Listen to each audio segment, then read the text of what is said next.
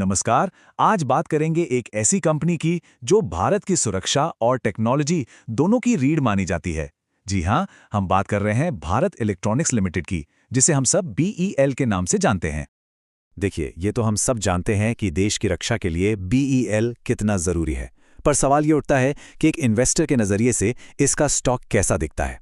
क्या इसमें दम है? चलिए आज इसी का विश्लेषण करते हैं। तो ठीक है, शुरू करते हैं एकदम बेसिक सवाल से कि आखिर ये भारत इलेक्ट्रॉनिक्स यानी बीईएल है क्या चीज। सीधी सी बात है, बीईएल एक सरकारी कंपनी है। मतलब एक पब्लिक सेक्टर अंडरटेकिंग या पीएसयू, जो एरोस्पेस और डिफेंस इलेक्ट्रॉनिक्स के फील्ड में काम करती है। इसका कह सकते हैं कि मेन काम इंडियन आर्म्ड फोर्सेस के लिए एडवांस्ड इलेक्ट्रॉनिक प्रोडक्ट्स बनाना है। और हाँ, एक बहुत ही खास बात, बीईएल एक नवरत्न कंपनी है। अब ये नवरत्न टैग बहुत बड़ी चीज है। ये सिर्फ उन गिनी चुनी सरकारी कंपनियों को मिलता है जिन्हें कामकाज में ज्यादा आजादी होती है। ये इंडिया की टॉप डिफेंस इलेक्ट्रॉनिक्स फर्म है। सोचिए, पूरे देश में 9 से ज्यादा प्रोडक्शन यूनिट्स हैं इसके। मतलब राष्ट्रीय सुरक्षा में इसका कितना बड़ा हाथ है, ये साफ दिखता है। ठीक है, तो ये तो समझ आ गया कि कंपनी कौन है। अब जरा ये देखते हैं कि इसका असल बिजनेस क्या है। मतलब ये बनाती क्या है और बेचती क्या है। एक बात यहां समझना बहुत जरूरी है, बीईएल कोई एक चीज बनाने वाली कंपनी नहीं है। इसका बिजनेस काफी डाइवर्सिफाइड है।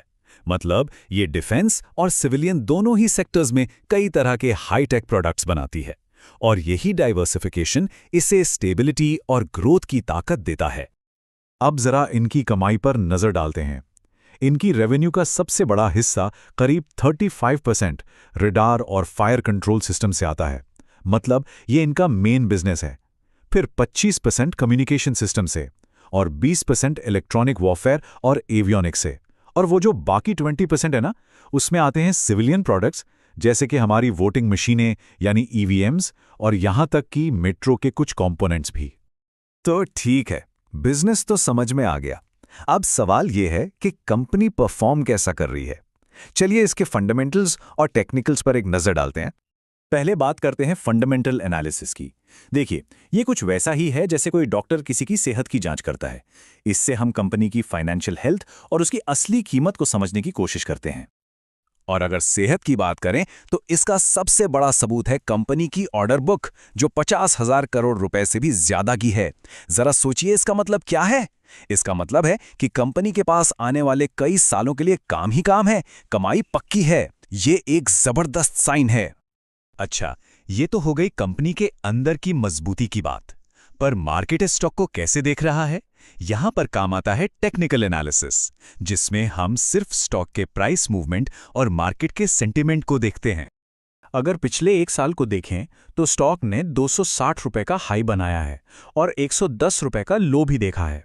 इससे एक अंदाजा मिलता है कि स्टॉक में पिछले साल कितनी हलचल रही है, मतलब इसकी वॉलेटिलिटी कितनी रही है। चलिए, अभी के परफॉर्मेंस तो ठीक है, लेकिन जैसा कि सब जानते हैं, इन्वेस्टमेंट का सारा खेल तो फ्यूचर पे टिका होता है। तो सवाल यह है कि बीईएल के लिए आगे क्या है, इसका फ्यूचर कैसा दिख रहा है? देखिए, इसके ग्रोथ के पीछे कई बड़े फैक्टर्स काम कर सकते हैं। एक तो सरकार की मेक इन इंडिया पॉलिसी है। फिर डिफेंस का बजट भी लगातार बढ़ रहा है, जिसका सीधा फायदा इसे मिलता है। इसके अलावा कंपनी अब सिर्फ भारत तक ही सीमित नहीं है, एक्सपोर्ट पर भी फोकस कर रही है। और जैसा हमने देखा, ये ईवीएम और मेट्रो जैसे नॉन डिफेंस सेक्टर्स में भी अपना हाथ आजमा रही है। तो ये सब तो बहुत अच्छा लगता है सुनने में, लेकिन ठहरिए, कोई भी एनालिसिस बिना रिस्क की बात किए अधूरा है। क्योंकि जहां मौका होता है वहां चुनौती भी होती है। इन्वेस्टिंग की दुनिया में एक कहावत है कि हाई रिवॉर्ड के साथ हमेशा हाई रिस्क जुड़ा होता है। तो बीईएल के केस में भी इस बैलेंस को समझना बहुत जरूरी है। तो वो कौन सी बातें हैं जिन पर नजर रखनी चाहिए? पहली और सबसे बड़ी बात, सरकारी ऑर्डर्स पर बहुत ज्यादा डिपेंडेंस। अगर सरकार की पॉलिसी या बजट में कोई बदलाव हुआ तो इसका सीधा असर कंपनी पर पड़ेगा। दूसरा, बड़े प्रोजेक्ट्स में देरी का खतरा तो बना ही रहता है। और हाँ, अब प्राइवेट सेक्टर से भी कंपटीशन बढ़ रहा है। तो ये कुछ चीजें हैं जिन्हें ध्यान में रखना होगा। तो कुल मिलाकर बात यह है कि एक तरफ भविष्य की अच्छी संभावनाएं हैं और दूसरी तरफ ये चुनौतियां। एक सही नजरिया वही होगा जिसमें इन दोनों को तराजू में तौला जाए।